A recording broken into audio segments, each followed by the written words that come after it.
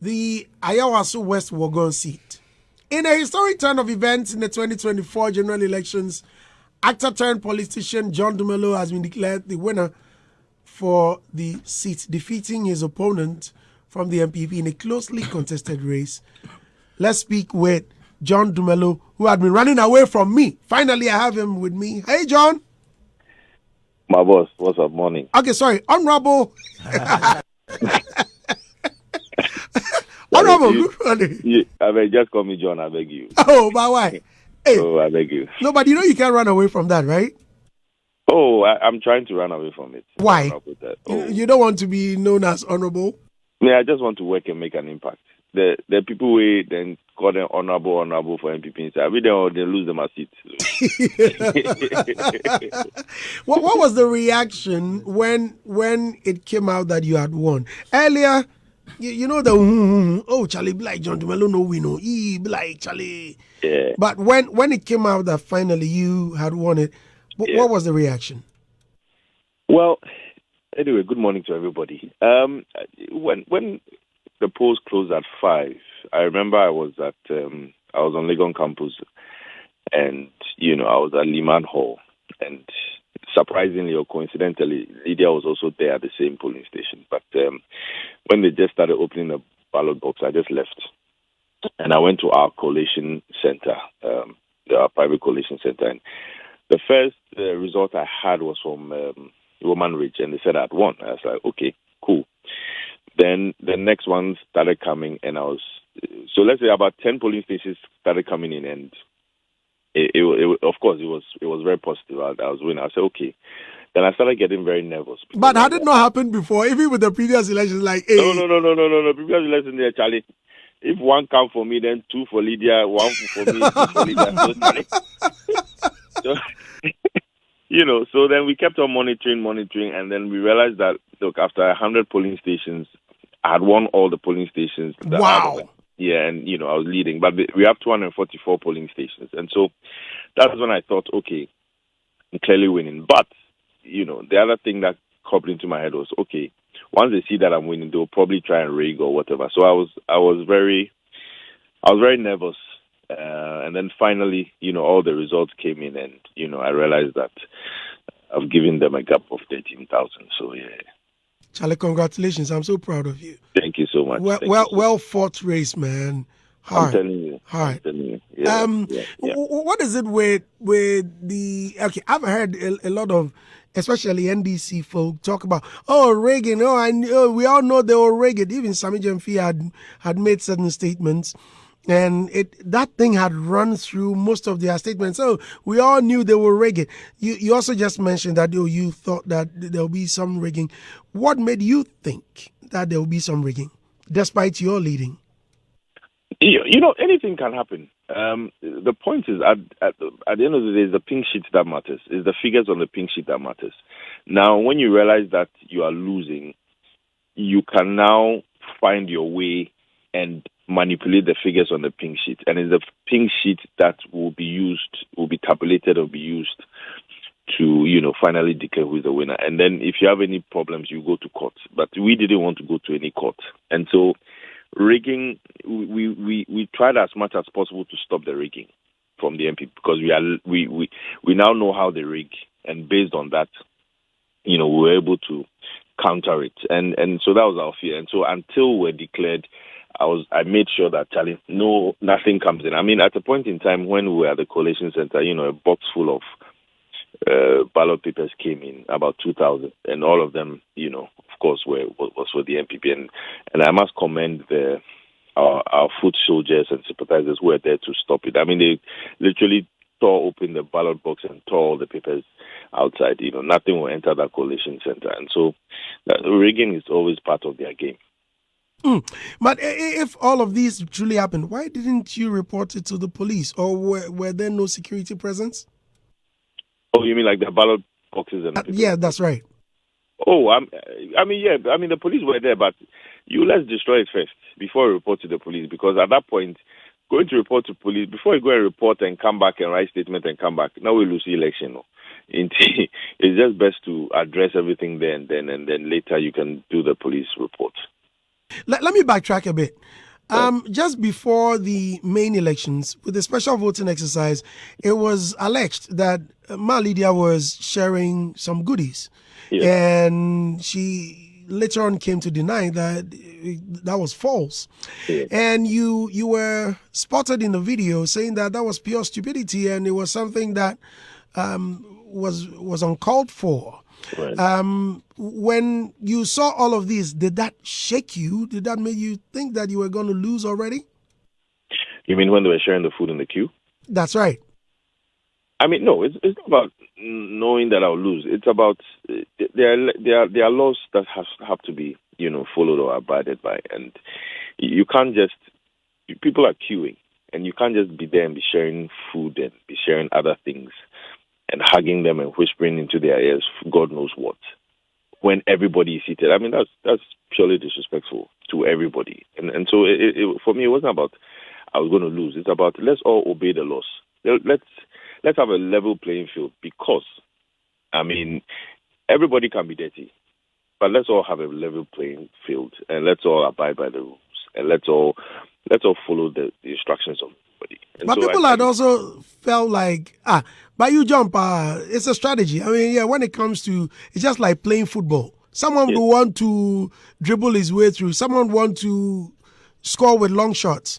If someone has devised a strategy and is likely to win with it, why complain? Why don't you also come up with a strategy? Yeah, but not at the expense of the law. You can't break the law. I mean, she Right. was purely breaking the law, and so if I also come up with a strategy, I will be breaking the law. And so you don't. I don't know. Sometimes you don't fight crime with crime, pretty much. And so that's why I was just cool and calm about it. But I think it was at that point when she was sharing and everything and whispering into people's ears and sharing money and things. It was at that point that I knew that she's lost the election from the onset. Because if you know you've worked, if you know you've been a good MP, if you know you've whatever, you deserve another term. You don't have to. Why are you sharing food and money and rice and oil and all those things? And of course, clearly it backfired at the end.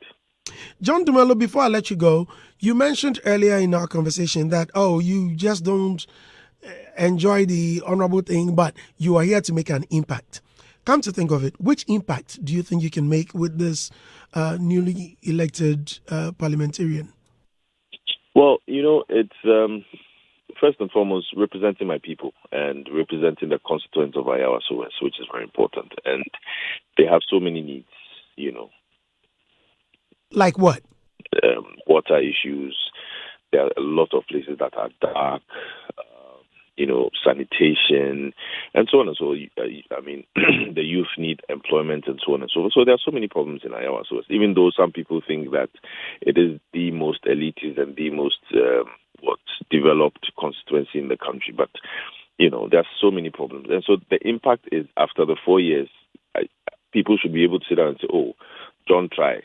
I mean, he became our MP and he's done incredibly well. And so that is the impact I want to leave in my first 4 years. John, we've heard from a lot of MPs and politicians.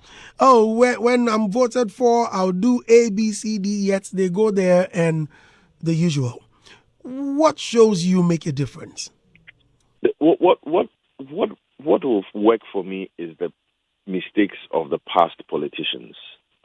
And so I've studied a lot of politicians in the past, in the MPP, in the NDC, and I've realized the mistakes they made. Yes, they will always say, "Oh, Charlie, when I become MP, I'll be different. I'll do this.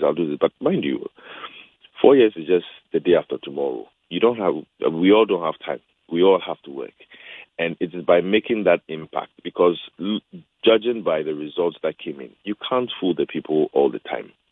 You might think you're in power. You might think you have all the money. You can throw the money around. You can buy goodies for the people. Tell them to vote for you.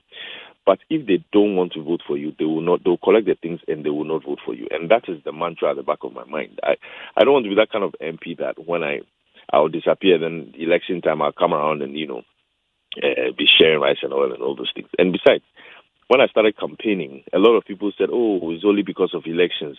That's why he's coming around. But when he wins, you see, he will not come around again." And so these negative comments, actually inspire me to be a better MP, be a better politician and to represent Ayawaso West well in Parliament. John Dumelo, thank you very much for talking to us. I'm so grateful. But which seat are you contesting for in 2020? I beg, please don't put me there. I beg you. I hear you. Independent candidate. Maybe. Any day for you. All right. You want to talk to him? Robert wants to ask you a question. Please go ahead. Your congratulations, John. Thank you so much, sir. Honorable, eh? Right, honorable. I have two questions, and the first one is, so you've been in entertainment, and obviously comes with this particular, some people place you in a box, entertainer. What do you have to do with, leading the country in terms of, taking on the political appointments or, providing service to the people in that particular capacity? So let me ask, how did you break that particular mold or box to make the people think that you are not limited by the fact that you are an entertainer? When people make such statements, no, you are not making that statement, but a lot of people make that statement. I see it as a little bit disrespectful because you have lawyers, you have doctors, you have businessmen in Parliament. At the point in time, we even had hairdressers in Parliament. But it's about representing your people. It's not about your occupation or what you do. Your career shouldn't define you or shouldn't put you in a certain box. It's about how well you represent the people. And so the funny thing is, people say, "Oh, now we do so trust in your corridor or Parliament, so we entertain your corridor or Parliament." But the same politicians are the same people who will come to entertainers to endorse them during political seasons and political campaigns because they know how powerful entertainers can be. And so for me, that stigma is just one of those things that when people say it, I just laugh about it. But all in all, it's for us to be in Parliament and succeed and represent the people well. So my next question, which is my last one, at what point did you believe that you yourself as a person could actually contribute to, helping the people within your constituency?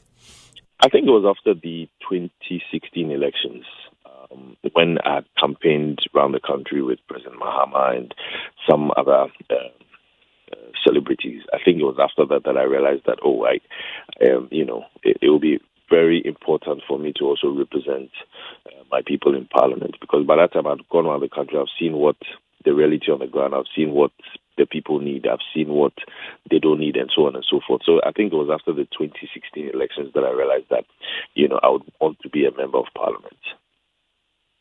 Right. Okay. Honorable, please, when will you pay me a visit? Because, we've had this outstanding or long distance relationship of coming to the studio to... You want me to come to the studio? No. Oh, maybe, sure.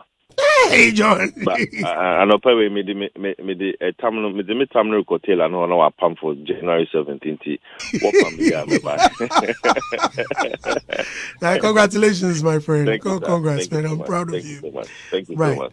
All right, listeners, that was actor and politician John Dumelo. Okay.